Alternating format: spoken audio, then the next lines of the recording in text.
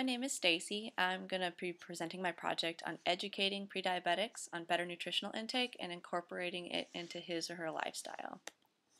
The significance: there are 79 million people in the United States who have prediabetes. Recent research has shown that some long-term damage to the body, especially the heart and circulatory system, may already be occurring during prediabetes. The cost: diabetes costs $174 billion. This is a study that was done in 2007. And then pre-diabetic patients cost only $25 billion. Significant difference.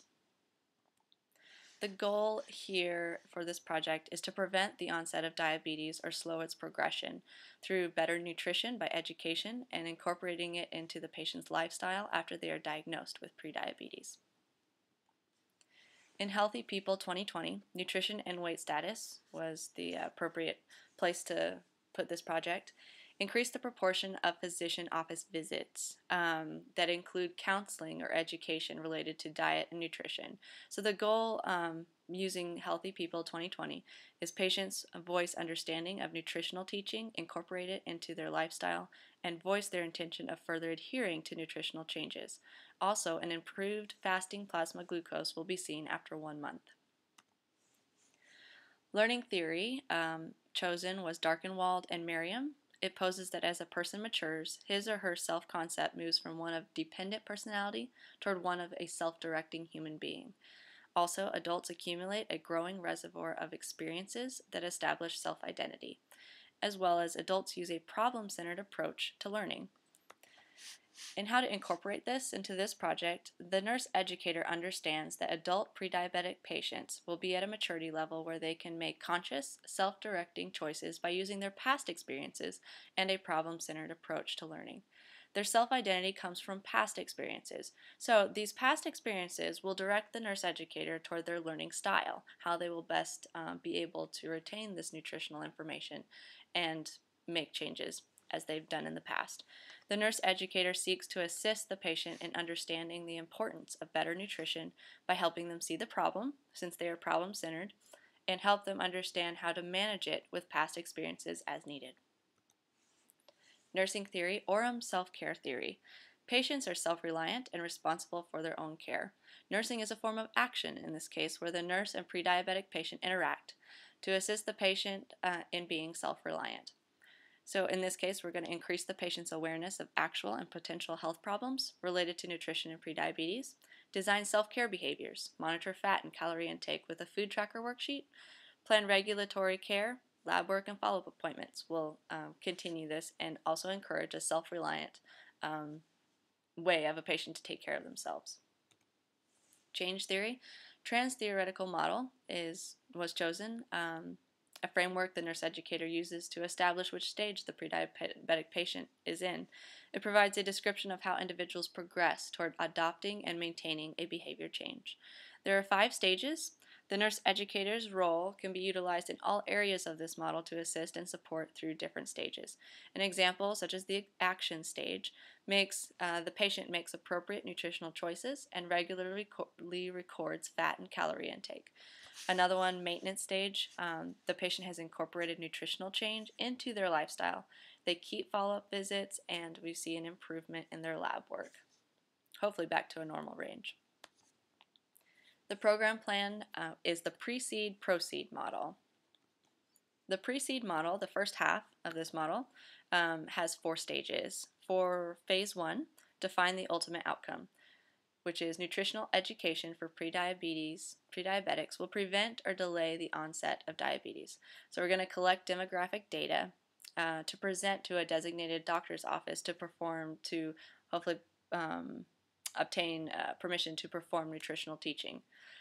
Phase 2, identify the issue, which is unhealthy nutritional choices that cause prediabetes in this case. There are other factors, but we're just focusing on nutrition. Phase 3, examine the factors that influence behavior, lifestyle, and responses to environment. There are 3 factors. There's predisposing factors, which can be knowledge deficit, attitude toward nutrition, beliefs, values, and confidence. Enabling factors are resources available for nutritional education for prediabetics. Are these resources easily accessible to patients? That sort of thing. And then we have reinforcing factors. are the attitudes of influential people such as family, teachers, healthcare providers especially. Are they supporting or making it difficult for good nutritional intake? In Phase 4, Administrative and Policy Assessment, we wanted to identify best practices, discuss ways in which organizational issues, in this case it would be the doctor's office, interact with the proposed intervention, which is the project. And then you're going to look at getting the doctor's office and the project on the same level, dealing with any issues that may cause any rifts or make it difficult to transition between the two. Moving on to the proceed model, the Phase 5 is implementation. So this is where we're actually making the plan of the program take place. So we're going to invite 30 newly diagnosed pre-diabetic patients to participate in nutritional education. So they will have been diabetic for 3 months, and the educational material will be incorporated from American Diabetes Association as well as the American Association of Diabetic Educators. After the education, we're going to create a meal plan specific to each patient. So we will have gotten to know the patient and know what type of food they like to intake, and then we will create a plan with them involved, and this will be over a 2-week period. So the patient will record their fat and calorie intake on a food tracker worksheet. The number of fat and calories will be determined by the doctor. So since they will be best able to recommend how much each individual will need. And then we'll schedule follow-up visits in 2 weeks and in 1 month.